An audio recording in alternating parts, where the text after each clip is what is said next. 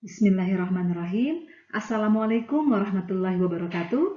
Apa kabar siswa hebat madrasah? Bertemu kembali dengan kelas Fisika Bu Berlian.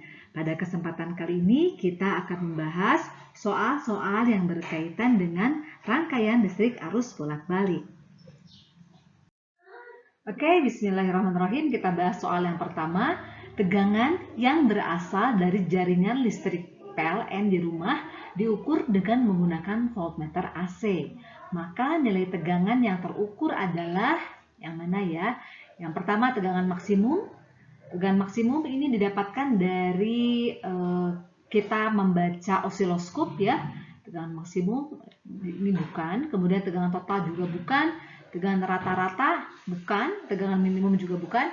Yang benar adalah tegangan efektif ya. Jadi jawabannya adalah yang E. Jadi nilai-nilai yang diukur dengan menggunakan baik itu multimeter digital atau multimeter analog ya, baik arus maupun tegangan AC, maka nilai yang dihasilkan atau yang diperlihatkan oleh alat ukur tersebut adalah nilai efektifnya. Alat yang dapat digunakan untuk mengukur tegangan, arus, dan hambatan untuk DC maupun AC adalah, oke, kita lihat di sini yang pertama osiloskop. Osiloskop yang mana sih? Yang ini ya, osiloskop itu. Jadi kita perhatikan di sini osiloskop ini gunanya untuk mengukur tegangan dan arus AC, sehingga kita lihat nanti sinyalnya akan berbentuk seperti ini ya. Sinyalnya berbentuk sinyal sinusoidal. Oke, kemudian untuk termometer ini jauh banget sih sebenarnya. Kalau termometer kan untuk ukur suhu ya, suhu badan kita berapa gitu. Untuk voltmeter kita lihat saja dari namanya nih volt, berarti dia hanya mengukur tegangan saja ya. Voltmeter ini adalah contoh dari voltmeter analog ya, seperti ini. Kemudian untuk multimeter, nah ini adalah contoh dari multimeter analog. Ada juga yang disebut dengan multimeter digital. Nah, untuk multimeter analog ini kita bisa mengukur tegangan AC, DC, arus AC DC, hambatan gitu ya. Kemudian juga apakah rangkaian ini terhubung atau misalnya terlepas ya, misalnya bersambungan atau tidak, bisa kita ukur menggunakan multimeter. Sedangkan ampermeter, ini ampermeter kita lihat dari namanya aja ampere. Berarti dia mengukur arus listrik ya. Oke, maka jawabannya pasti adalah yang D atau multimeter.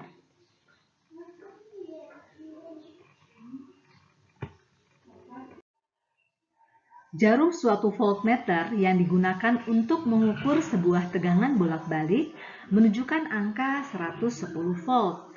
Ini berarti bahwa tegangan tersebut titik-titik. Nah, artinya apa sih tegangannya di angka 110 volt itu ya? Nah, kita tahu bahwa tegangan bolak-balik yang ditunjukkan oleh voltmeter adalah nilai tegangan efektifnya ya. Jadi kita tuliskan dulu di sini V efektif. Kita tulis saja ini V efektif itu sama dengan 110 volt ya. Nah, oke, apa sih hubungan antara V efektif dengan V maksimum ya? Jadi kalau V efektif itu nilainya sama dengan V maksimum per akar 2 ya. Jadi kalau kita mau cari V maksimumnya, jadi V maksimum nanti akan sama dengan V efektif dikali dengan akar 2. Oke, jadi nanti V maksimumnya akan sama dengan 110 akar 2 volt ya. Nah, oke, kita tahu bahwa tegangan bolak-balik ya yang berada di PLN itu mengikuti persamaan sinus yang misalnya sebesar V sama dengan V maksimum kemudian sin omega T ya, seperti itu ya, plus misalnya ini theta 0, ini fase awalnya. Di sini kita perhatikan bahwa V sama dengan V maksimum. Jadi artinya apa sih maksudnya gitu ya? Jadi maksudnya adalah tegangan itu berubah-ubah nilainya antara min 110 akar 2 volt sampai dengan 110 akar 2 volt. Jadi kalau kita gambarkan, misalnya di sini ini sin itu kan nilainya antara 0 sampai 1 ya, antara 0 sampai dengan 1.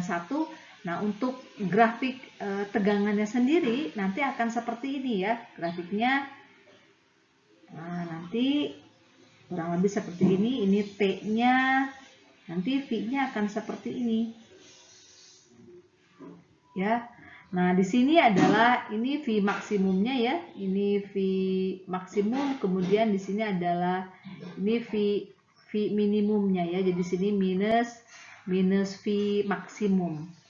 Nah, bergerak antara berapa sampai berapa? Jadi antara untuk yang bawahnya adalah min 110 akar 2 volt ya. Yang ini kemudian sampai dengan yang V maksimum atasnya adalah 110 akar 2 volt. Jadi jawabannya adalah yang E.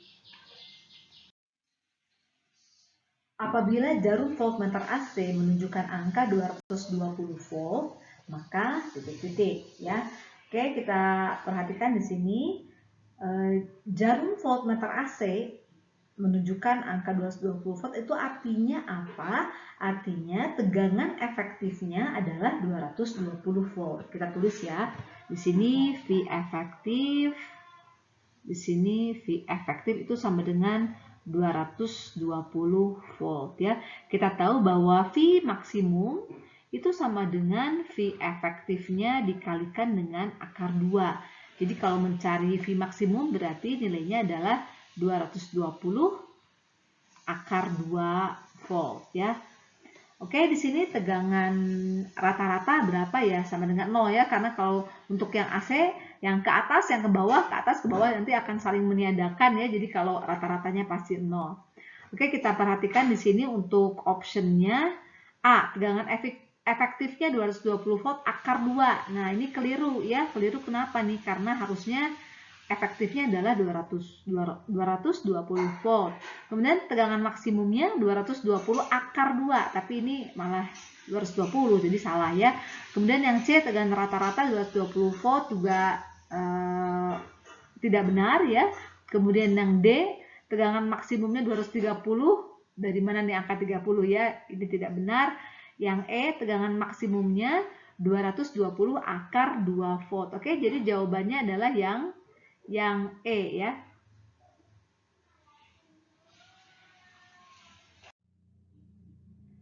Sebuah kapasitor dirangkai pada sumber tegangan bolak-balik 250 volt yang frekuensinya 50 Hz. Ternyata reaktansi kapasitifnya 5000 per pi ohm. Kapasitas dari kapasitor itu adalah titik-titik. Oke, di sini kita perhatikan diketahuinya apa saja. Yang pertama V ya, atau tegangannya di sini sama dengan 250 volt, kemudian frekuensinya sama dengan 50 Hz, kemudian reaktansi kapasitifnya itu sama dengan 5000 per pi ohm ya. Kemudian yang ditanya adalah berapa sih kapasitas dari kapasitor ya. Oke, di sini kita cari dari XC itu kan sama dengan, atau reaktansi kapasitif itu nilainya sama dengan 1 per omega C ya.